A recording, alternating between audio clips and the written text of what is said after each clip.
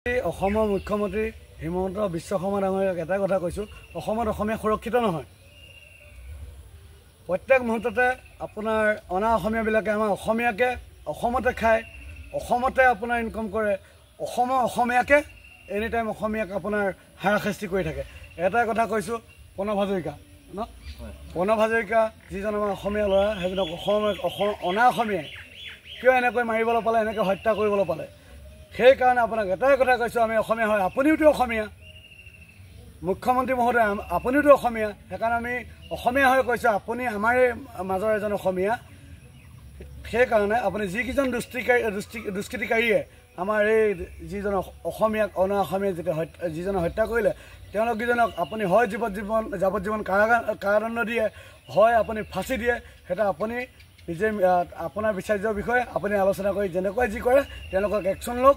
এতিয়া কিন্তু অসমৰ প্ৰত্যেকজন অসমীয়া ল'ৰাই ৰাজপথত ওলাই আহিছে অসমীয়া সুৰক্ষাৰ কাৰণে।